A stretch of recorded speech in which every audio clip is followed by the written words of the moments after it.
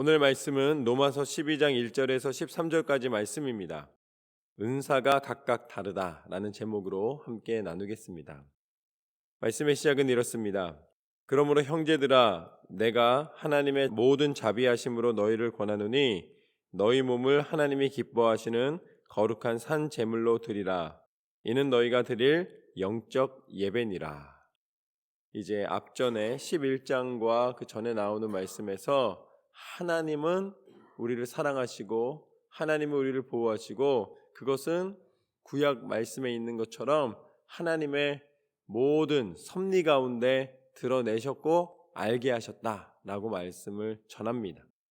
그러면서 하나님께서 우리에게 요청하시는 것이 무엇인가?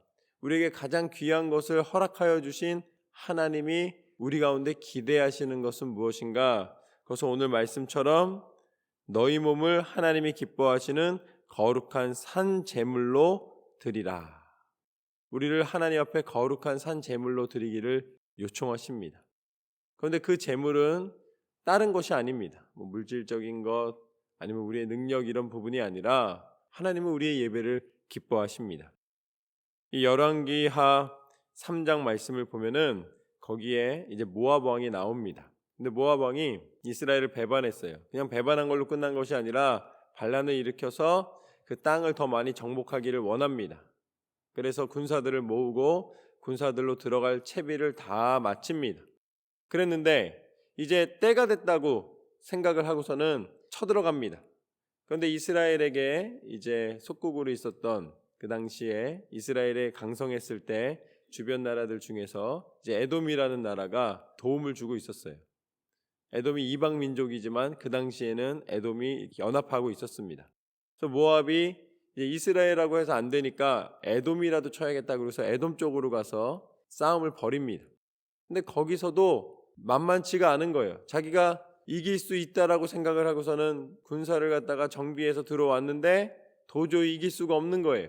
그 이길 수 없는 이유가 뭐였냐면 이스라엘에 하나님께서 선지자 엘리사를 세우셔서 그 전쟁에 이길 것을 하나님이 이미 예비해 주셨고 그것을 이루고 계신 것입니다. 그러니까 모압 왕은 지금 군사력으로 봤을 때 도저히 이해가 안 되는 거예요. 이거 당연히 이겨야 되는데 왜 못 이길까? 그런데 우리가 영적인 눈으로 봤을 때는 하나님이 이스라엘의 손을 들어주셨기 때문에 이거를 이길 수가 없었던 건데 그걸 모르는 거죠.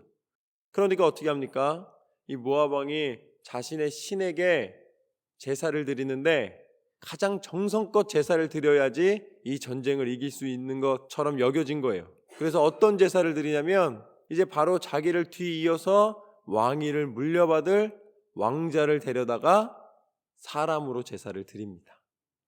그게 바로 이방신을 섬기는 그리고 그들이 자신의 목적만 이룬다면 어떤 행위라도 서슴지 않는 모습인 것이죠. 여러분 세상은 자신의 것을 이루기 위해서 잔인한 방법이나 아니면 거짓의 방법을 동원하는데 전혀 갈등이 없습니다. 왜냐하면 기준이 다르기 때문이에요. 무슨 기준입니까? 물질의 기준입니다. 그리고 세상의 명예의 기준이에요. 쾌락의 기준입니다. 그렇기 때문에 사람들이 원하는 욕심의 끝은 사망에 이를 수밖에 없는 것이죠. 그러나 하나님이 우리에게 요청하시는 제사는 그것처럼 잔인하고 수단과 방법을 가리지 않는 세상적인 것이 아니라 하나님이 우리에게 요청하시는 것은 우리 삶 속에 하나님을 온전히 바라보는 거룩한 영적 예배자로 서기를 원하시는 줄로 믿습니다. 우리를 예배자로 부르시는 거예요. 하나님을 기쁘시게 해드리는 것은 우리의 예배입니다. 그러면 그 예배는 무엇이냐? 그 예배는 2절 말씀처럼 너희는 이 세대를 본받지 말고 오직 마음을 새롭게 함으로 변화를 받아 하나님의 선하시고 기뻐하시고 온전하신 뜻이 무엇인지 분별하도록 하라. 할렐루야. 예배는요 그냥 주일에 한 번 1시간 교회당에 가서 앉아 있으면 됐다 이게 예배가 아닙니다. 예배는 오늘 말씀 가운데 분명히 이야기해 주고 계십니다. 이 세대를 본받지 말고 오직 마음을 새롭게 함으로 변화를 받아 하나님의 선하시고 기뻐하시고 온전하신 뜻이 무엇인지 분별하도록 하라. 하나님의 사람은 분별된 삶을 살도록 하라. 성도의 삶은 삶 전체를 하나님 앞에 온전히 드리고 매 순간마다 경건함과 성실함과 정직함과 신실함으로 나아가는 것, 그것이 바로 우리의 예배입니다. 이것이 바로 오늘 말씀의 첫 번째, 하나님이 받으시는 영적 예배는 믿음의 사람의 믿음의 삶이라. 여러분의 삶이 하나님 앞에 드려지는 온전한 예배가 되시기를 주님의 이름으로 축원합니다. 계속해서 말씀을 이렇게 얘기해 주십니다. 내게 주신 은혜로 말미암아 너희 각 사람에게 말하노니 마땅히 생각할 그 이상의 생각을 품지 말고 오직 하나님께서 각 사람에게 나누어 주신 믿음의 분량대로 지혜롭게 생각하라. 그렇다면 우리가 삶을 예배로 드린다면 그 예배를 통해서 하나님이 또한 기대하시는 것이 무엇인가, 기뻐하시는 것이 무엇인가, 예배 속에서 우리가 하나님 앞에 드리는 것은 무엇인가, 그것은 바로 하나님을 인정해 드리는 것입니다. 하나님이 우리를 사랑하셔서 각자에게 하나님의 은혜를 충만케 주시고 부족함 없이 주셨다는 것을 인정해 드리는 거예요. 각 사람에게 하나님이 주신 은사가 다르고 모든 뜻이 다르다라고 말씀해 주십니다.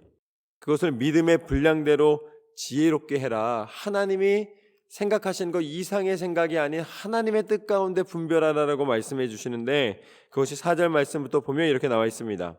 우리가 한 몸에 많은 지체를 가졌으나 모든 지체가 같은 기능을 가진 것이 아니니 이와 같이 우리 많은 사람이 그리스도 안에서 한 몸이 되어 서로 지체가 되었느니라. 우리에게 주신 은혜대로 받은 은사가 각각 다르니 혹 예언이면 믿음의 분수대로. 하나님은 우리의 믿음의 삶을, 그리고 또 믿음의 삶으로 우리가 모여있는 하나님의 교회를 한 몸이다 라고 표현을 하십니다. 몸에 손이 있고 발이 있고 눈이 있고 코가 있고 귀가 있고 모든 부분이 각각의 역할을 하면서 한 몸을 이룬 것처럼 우리는 그리스도 안에서 한 몸이 되어 각자에게 주신 은사대로 살아간다 라고 말씀해 주십니다. 그러므로 우리는 우리에게 하나님이 주신 은사가 무엇인지를 분명히 깨달아야 될 줄로 믿습니다.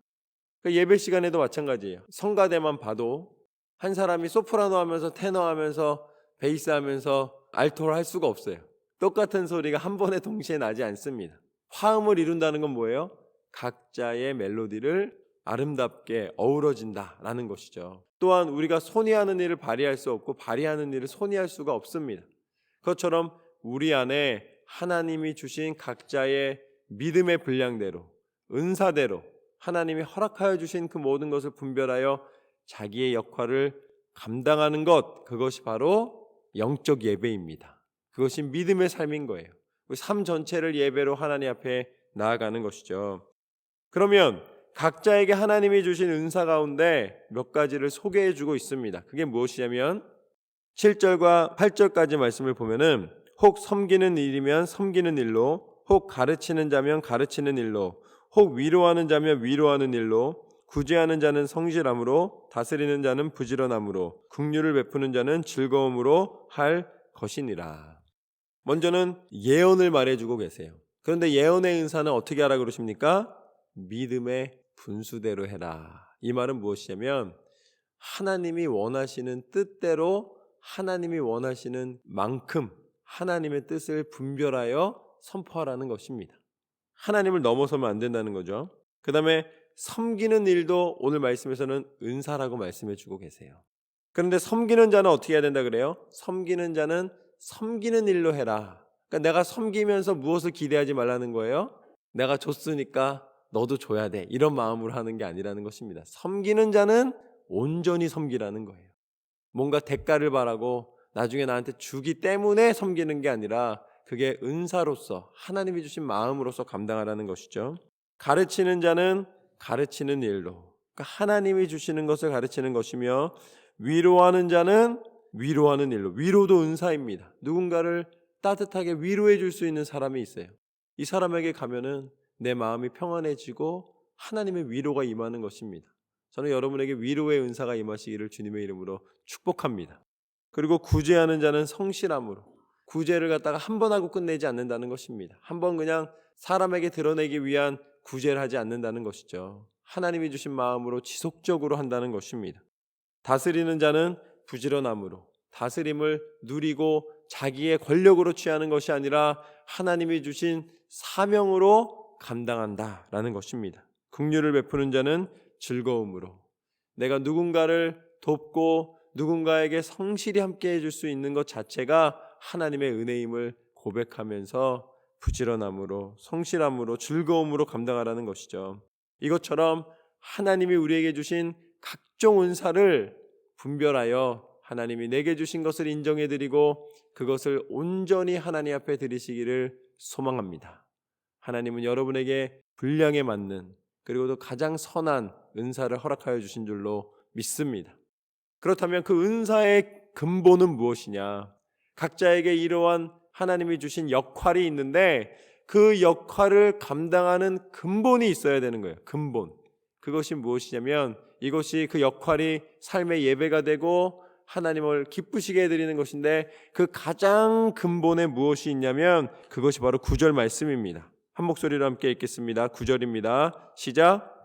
사랑에는 거짓이 없나니 악을 미워하고 선에 속하라. 아멘. 무엇을 하든지 진실함으로 하시기를 주님의 이름으로 축원합니다. 어쩔 수 없이 하는 게 아니라는 거예요. 그 중심에는 하나님의 사랑이 있노라.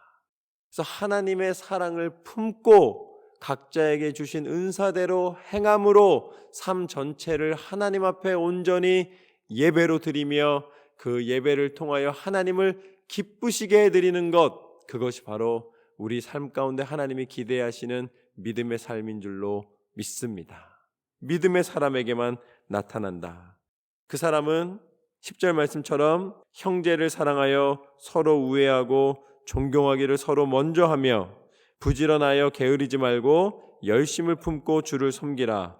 소망 중에 즐거워하며 환난 중에 참으며 기도에 항상 힘쓰며 성도에 쓸 것을 공급하며 손 대접하기를 힘쓰라. 그렇게 하나님을 기쁘시게 해드리는 사람은 기도하는 사람인 줄로 믿습니다. 그 사랑, 하나님을 사랑하는 것과 하나님의 사명을 감당하는 그 모든 것이 결국은 무엇으로 증거된다는 거예요? 기도를 통하여 증거된다. 내가 누군가를 사랑한다면 그 사랑의 가장 확실한 증거는 무엇인가? 기도입니다. 그리고 기도를 하기 때문에 너희가 손을 벌려 구제하고 그 손을 들어 힘써 성실하게 하나님의 일을 감당할 수가 있다는 것이죠. 때를 얻든지 못 얻든지 날마다 하나님의 뜻을 쫓아 순종하며 기도한 것을 실행하며 살아가는 것, 그것처럼 귀하고 큰 축복이 없습니다. 하나님의 은혜 가운데 날마다 승리하게 되는 줄로 믿습니다. 그렇다면 이 모든 모습, 이 영적 예배, 모든 은사, 그리고 또 그것을 행함, 이 모든 것을 다 보여주신 분이 누구십니까? 그분이 바로 예수 그리스도이신 줄로 믿습니다. 오늘 바울이 이 비밀을 쓰는데 아무 갈등이 없어요. 왜냐? 바로 이 모든 모습이 예수 그리스도를 통해 하나님이 우리 가운데 허락해 주셨기 때문입니다. 예수님은 당신의 삶 전체를 마지막 순간까지 하나님 앞에 순종함으로 예배로 가장 큰 제사, 살아있는 제사로 하나님 앞에 온전히 드리셨습니다.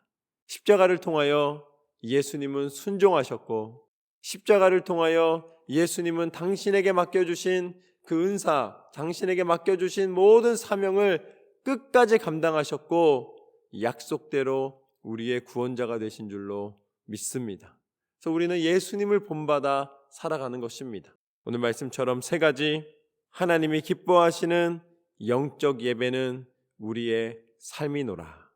두 번째는 그 예배로 나아갈 때에 하나님이 우리에게 주신 은사가 각각 다르다. 그 은사를 분별하여 내게 주신 사명을 감당하시기를 주님의 이름으로 축원합니다. 마지막으로 그 모든 은사와 그 모든 영적 예배의 근본은 사랑이다. 하나님을 사랑함으로 또한 하나님의 사랑을 품고 그 사랑을 나눔으로 하나님 앞에 영광 돌려드리는 저와 여러분의 삶이 되시기를 주님의 이름으로 축원합니다.